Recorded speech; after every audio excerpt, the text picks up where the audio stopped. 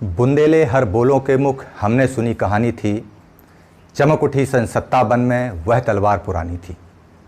1857 का प्रथम स्वतंत्रता संग्राम, यह पहली सशस्त्र क्रांति थी जिसने भारतीयों के मन में आज़ादी की ललक पैदा की थी। राष्ट्रीय समस्याओं को केंद्र में रखकर ईस्ट इंडिया कंपनी के शासन को चुनौती देने वाली यह पहली क्रांति, जिसके बारे में आज हम पढ़ेंगे।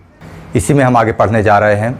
प्रथम स्वतंत्रता संग्राम की पृष्ठभूमि क्या थी, प्रथम स्वतंत्रता संग्राम के कारण क्या थे और 1857 की क्रांति में क्या क्या घटनाएं घटीं, इसकी असफलता के क्या कारण थे। भले ही हम असफल हुए, लेकिन इसका हमारे भारतीय इतिहास पर, भारतीय स्वतंत्रता संग्राम पर क्या प्रभाव पड़ा, इसका क्या महत्व था, और इसके साथ साथ हम प्रथम स्वतंत्रता संग्राम में किन किन सेनानियों ने भाग लिया, किन किन सेनानियों ने नेतृत्व किया, उसके बारे में हम आज अध्ययन करने जा रहे हैं। ईस्ट इंडिया कंपनी निश्चित रूप से इंग्लैंड की ईस्ट इंडिया कंपनी थी, लेकिन क्या ब्रिटिशर्स या ये जो अंग्रेज़ थे ये पहले यूरोपियन थे जो हिंदुस्तान आए? नहीं, सबसे पहले हिंदुस्तान आया था पुर्तगाली वास्को डी गामा। इसके बाद आए नीदरलैंड से डच, और इसके बाद अंग्रेज़ों का आगमन हुआ और फिर फ्रांसीसी आए। हम इसी के बारे में देखेंगे कि ये 1857 की क्रांति की पृष्ठभूमि कैसे तैयार होती है यूरोपियंस के आगमन के साथ। यूरोपियंस में सबसे पहले पुर्तगाली हिंदुस्तान के अंदर आए, जिनमें आप इस नक्शे पे देखेंगे कि पुर्तगाल से Vasco da Gama Cape of Good Hope होते हुए भारत के कालीकट बंदरगाह पर उतरता है। वास्को डी गामा के बाद आने वाली जो व्यापारिक कंपनी थी वो थी डच, नीदरलैंड या हॉलैंड जिसको हम बोलते हैं। लेकिन यह कंपनी जो है भारत की बजाय सबसे ज़्यादा रुचि रखती थी दक्षिण एशियाई देशों में, और इसका मुख्य उद्देश्य कपड़ा के व्यापार पर ध्यान केंद्रित करना था। इसके बाद सन 1600 ईस्वी में ईस्ट इंडिया कंपनी की स्थापना जॉन कंपनी के नाम से की, जिसको बाद में हम ईस्ट इंडिया कंपनी के नाम से जानते हैं। यह भी हिंदुस्तान आई और इसका मुख्य उद्देश्य था भारत से व्यापार करना, पैसे कमाना और इंग्लैंड को समृद्ध करना। इसके बाद भारत में प्रवेश करने वाली कंपनी थी फ्रांस से होते हुए हिंदुस्तान में आई फ्रांसीसी कंपनी, जिसका उद्देश्य भी व्यापार था। आगे चल के भारत में प्रभुत्व को लेकर के इंग्लैंड और फ्रांस की जो दुश्मनी थी वो हिंदुस्तान में भी देखने को मिली, और भारत देश की भूमि पर फ्रांस और ईस्ट इंडिया कंपनी के बीच 2-3 मुकाबले भी हुए। अंततः जीत ईस्ट इंडिया कंपनी की हुई और फ्रांस को यहाँ से बोरिया बिस्तर समेट कर जाना पड़ा। ईस्ट इंडिया कंपनी को भारत आने के लिए जहांगीर से अनुमति लेना पड़ी। जहांगीर ने अनुमति दी। इसके बाद में 1707 में औरंगजेब के बाद भारत में रियासतों में आपस में फूट हो गई, अनेक टुकड़ों में हिंदुस्तान बट गया और आपस में रियासतों में एक दूसरे के प्रति चाचा दादा भतीजों में खींचतान हुई। ईस्ट इंडिया कंपनी ने इसका फ़ायदा उठाया और इसी फ़ायदा का जो पहला संग्राम था, पहला युद्ध था या झड़प जिसको कह सकते हैं, वो थी 1757 की प्लासी का युद्ध। इस युद्ध में अंग्रेज़ों की सेना ने सिराजुद्दौला की सेना को पराजित किया।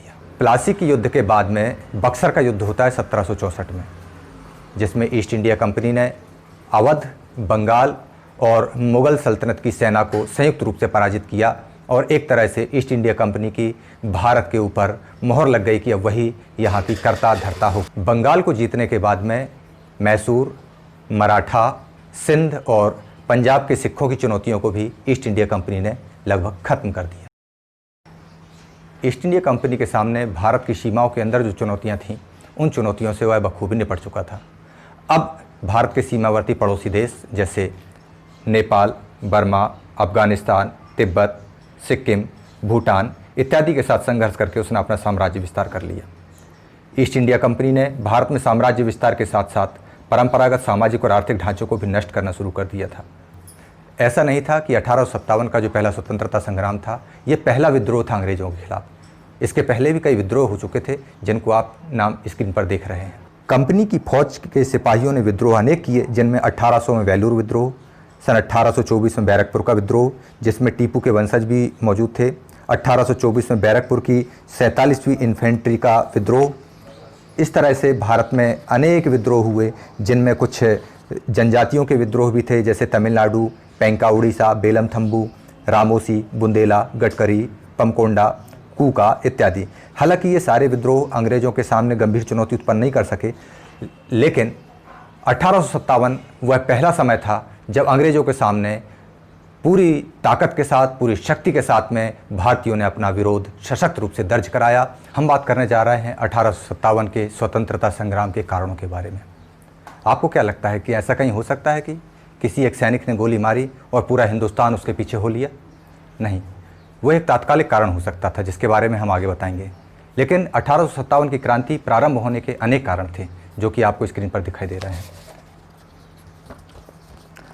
राजनीतिक कारण, भारतीय भाषा, संस्कृति और परंपराओं पर आघात। आर्थिक कारण, सामाजिक और धार्मिक कारण, सैनिक असंतोष और इसके बाद तात्कालिक कारण। राजनीतिक कारण में हम अगर बात करें तो अंग्रेजों की कुटिल साम्राज्यवादी नीति, जिसमें चार्ल्स नेपियर ने कहा था, यदि मैं 12 वर्षों तक भारत का सम्राट होता तो न भारत में कोई नरेश होता, न निजाम के बारे में कोई सुनता और नेपाल भी हमारा होता। डलहौजी की हड़प नीति, जिसने उसने सतारा, संबलपुर, बगहात, उदयपुर, नागपुर, झांसी, जैतपुरा को अपने राज्यों में मिला लिया। कुप्रबंध का आरोप लगाकर अवध को हड़प लिया। मुगल सम्राट के साथ दुर्व्यवहार किया, जिससे भारत की मुस्लिम जनता भी नाराज हो उठी। इसके बाद बात आती है भाषा, संस्कृति और परंपराओं पर आघात की। तो लॉर्ड मैकाले की हम बात करते हैं। लॉर्ड मैकाले, जिसने भारत में अंग्रेजी शिक्षा पद्धति को अपनाने के ऊपर जोर दिया। लॉर्ड मैकाले को भारतीय गुरुकुलों से सख्त नफरत थी। वह भारतीय ग्रंथों और मुद्रण के भी खिलाफ था, जिसको अंग्रेजी सरकार ने मान लिया।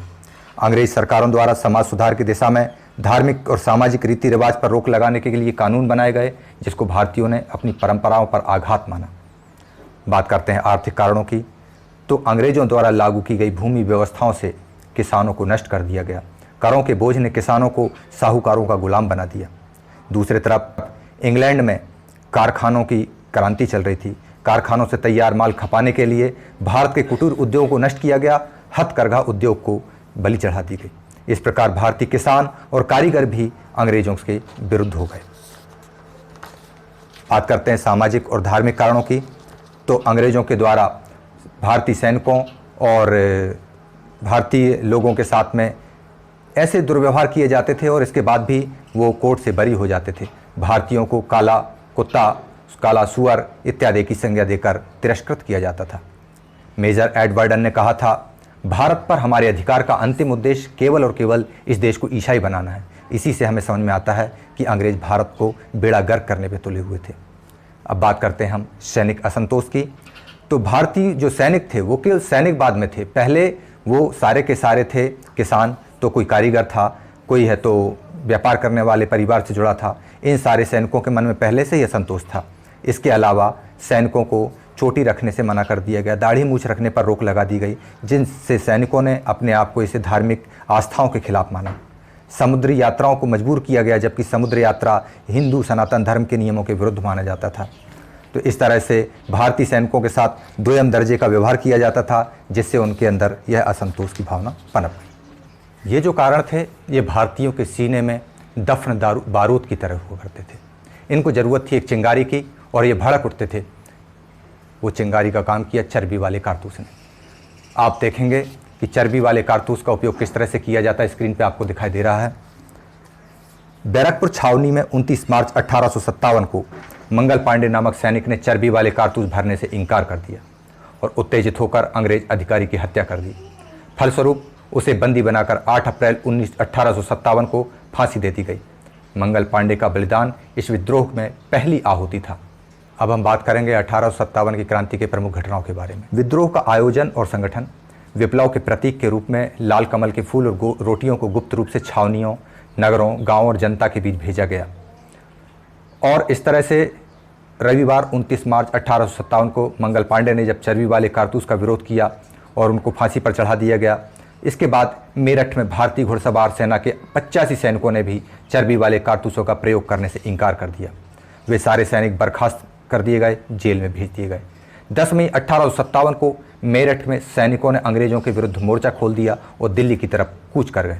दिल्ली में पहुंचकर उन्होंने शस्त्रागार लूटा और भारत के सुल्तान बहादुर शाह को हिंदुस्तान का सम्राट घोषित कर दिया।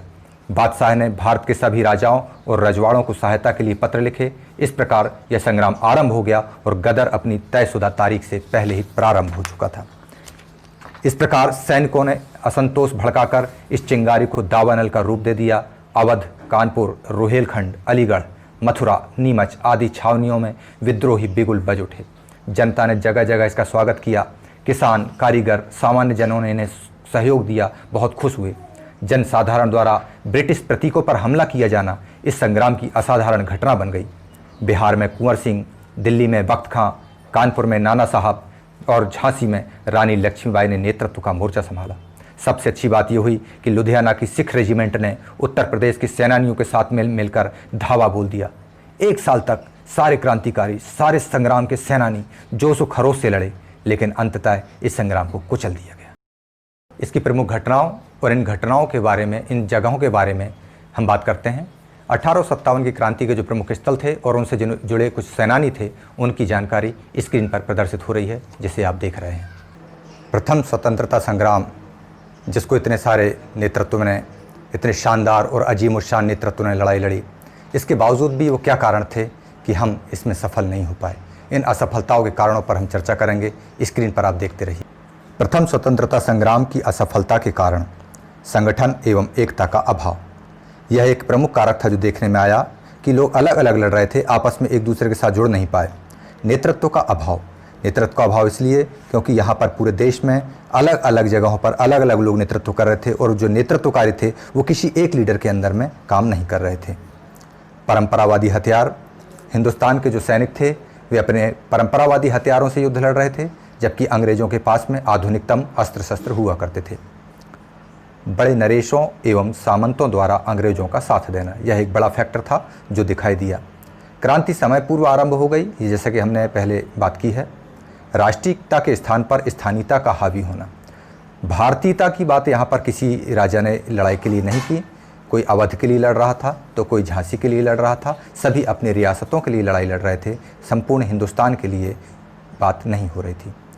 एक अंतिम कारण है संपर्क भाषा का अभाव। हम असफल हुए और सारी बातें हुई, लेकिन इसके बावजूद भी प्रथम स्वतंत्रता संग्राम का इतिहास में एक अपना महत्व है, अपना एक महत्वपूर्ण स्थान है, जो स्क्रीन पर आपको दिख रहा है। 1857 की जो लड़ाई है वो सामरिक दृष्टिकोण से भले हम हार गए हों, किंतु क्रांति के बड़े गहरे और दूरगामी प्रभाव इसमें पड़े। ईस्ट इंडिया कंपनी को भारत से बाहर होना पड़ा और भारत की सत्ता सीधे ब्रिटिश गवर्नमेंट के हाथ में चली गई। सन 1857 की गदर के बाद 1 नवंबर 1858 को लॉर्ड वाइसराय ने इलाहाबाद में दरबार लगाकर महारानी विक्टोरिया का घोषणा पत्र जारी किया और भारतीयों को निम्नलिखित सुविधाएं प्रदान की। अब ब्रिटिश शासन ने देशी रियासतों का विलय करने की नीति में परिवर्तन कर दिया। उत्तराधिकारियों को गोद लेने के अधिकार मान्य कर दिए। देशी रियासतों के शासकों को यह आश्वासन दिया गया कि अब किसी भी रियासत का विलय नहीं किया जाएगा। ब्रिटिश सरकार ने राजाओं, भूस्वामियों, जमींदारों के प्रति उदार दृष्टिकोण अपनाया। इसके अलावा अंग्रेज़ों को चूँकि मालूम था कि यह संग्राम सैनिक विद्रोह था, इसलिए उन्होंने सैनिकों में, सैन्य व्यवस्था में परिवर्तन किया और यूरोपियंस की भर्ती ज़्यादा शुरू कर दी और भारतीयों को बड़े पदों से वंचित किया जाने लगा। चूँकि इंग्लैंड के इतिहासकार इसे ब्रिटिश दृष्टिकोण से सैनिक विद्रोह की संज्ञा देते थे और इसको कमतर आंकते थे, लेकिन भारतीय महत्व की दृष्टि में प्रसिद्ध क्रांतिकारी और विचारक विनायक दामोदर सावरकर ने 1857 की घटनाओं को भारत का प्रथम स्वतंत्रता संग्राम कहा और अपनी किताब का शीर्षक भी उन्होंने यही दिया। 1857 का यह संग्राम भले हम हार गए, भले असफलता मिली, लेकिन 1947 का जो बीजांक था, जो बीजारोपण था, वह 1857 में कर दिया गया। अब जाते जाते स्क्रीन पर आप लोग देखिए कि भारत की इस प्रमुख लड़ाई में भाग लेने वाले प्रमुख क्रांतिकारी कौन कौन थे और उन्होंने किस तरह से कार्य किया। स्क्रीन में अंत में आएगा छात्रोपयोगी प्रश्नावली, जिसको हमेशा की तरह आप लोगों को हल करना है और उत्तर पुस्तिका में अपने लिखने के बाद अपने शिक्षक से जांच कराना है। मैं आपसे विदा लेता हूँ।